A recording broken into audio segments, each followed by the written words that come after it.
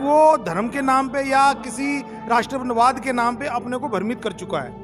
अगर उसे सही मायने में अगर लड़ाई लड़नी है तो राजनीति की, उसे अपनी जरूरत समझ के बार बार रिपीट किया सरकार को, ये जो निकम्मी सरकार है ये सुन नहीं रही है।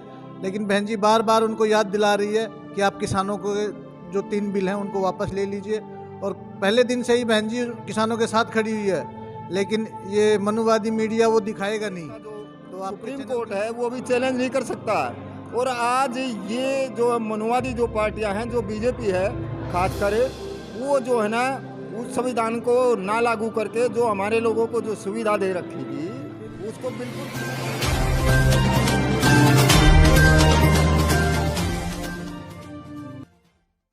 संदीप जी, आज किसान सड़कों पर है और बहन जी ने खासकर निर्देश दिया है कि किसान जो इस देश का अन्नदाता है उसके हालात को देखते हुए उन्होंने अपने जन्मदिन को मतलब एक तरह से स्थगित करने का काम किया है। तो इस पर क्या कहना है कि बहुजन समाज जो बहुत बड़ी तादाद में बहन जी का जन्मदिन मनाता था लेकिन आज उस तरीके से नहीं मना रहा है, तो इसको किस तरह से देख रहे हैं कि जो हर्षोल्लास है वो कम दिखाई दे रहा है? हर्षोल्लास कम है। बहन जी ने किसानों का दर्द समझा है और बहन जी ने किसानों के हित में सबसे पहले आवाज़ उठाई है।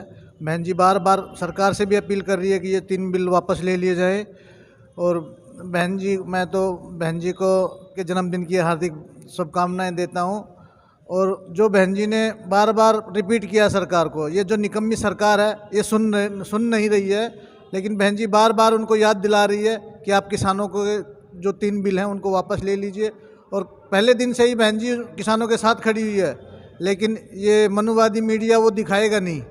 तो आपके चैनल के माध्यम से मैं कहना चाहूँगा SC ST OBC सभी समाज के लोगों को कि आज वो किसान के साथ आएँ और बहन जी का जन्मदिन भी मनाएं। अगर हमारा अन्नदाता सुरक्षित है तो हम सुरक्षित हैं, अगर हमारा संविधान सुरक्षित है तो हम सुरक्षित हैं।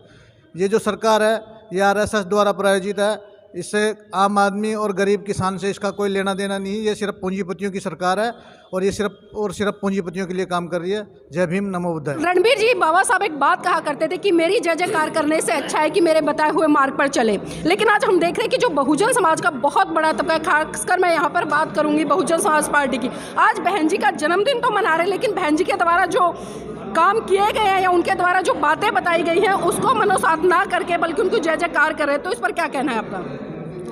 मेरा तो ये कहना है मैडम, ये जो बाबा साहब के जो विचार हैं, बाबा साहब ने यही कहा था भी देखो आप जो है ना ये जो सत्ता की चाबी इसको हासिल करो, जब तक इसको हासिल नहीं करोगे आपकी समस्याओं का समाधान नहीं होगा।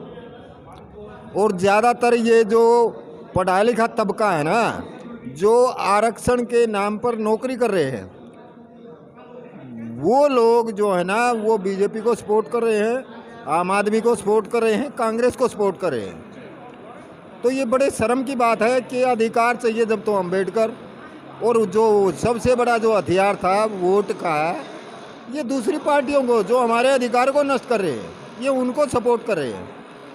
ये बड़े शर्म की बात है जो बड़े बड़े पदों पर बैठे हुए हैं, लेकिन जो है ना वो जो है अधिकार तो चाहिए हमारे संविधान से, और उन पार्टी को सपोर्ट करते हैं जो संविधान को ख़त्म कर रही है। हमारा देश का जो सुप्रीम कोर्ट है वो भी चैलेंज नहीं कर सकता। और आज ये जो मनुवादी जो पार्टियां हैं, जो बीजेपी है खास करे, वो जो है ना उस संविधान को ना लागू करके जो हमारे लोगों को जो सुविधा दे रखी थी उसको बिल्कुल ख़त्म कर रहे हैं। बहुत लोगों की अलग अलग राय निकल कर आई है, लेकिन सबकी एक जो पीड़ा है वो वास्तव में दिखाई दे रही है कि आज देश का जो अन्नदाता है वो सड़कों पर है, कड़ाके की ठंड है, और उसी को मद्देनजर रखते हुए इन्होंने बहन जी का जो दिशा निर्देश है उसका पूरी तरह से पालन किया गया है। लेकिन फिर भी नांगलों की जो टीम है यहाँ पर, मैं आपको बता दूं, उन्होंने जो बहुत पुराने कार्यकर्ता बहुजन समाज पार्टी के रहे हैं, जो रीढ़ की हड्डी रहे हैं, आज उनको यहाँ पर शॉल या चद्दर देकर सम्मानित करने का काम किया है। तो इन्हीं के साथ हम आपसे विदा लेंगे और दोबारा से इस देश की आयरन लेडी, बहुजन समाज की ही नहीं बल्कि हम कहेंगे कि इस भारत देश की नेता बहन कुमारी मायावती जी के 65वें जन्मदिवस पर सभी को बहुत बहुत मंगल कामनाएं।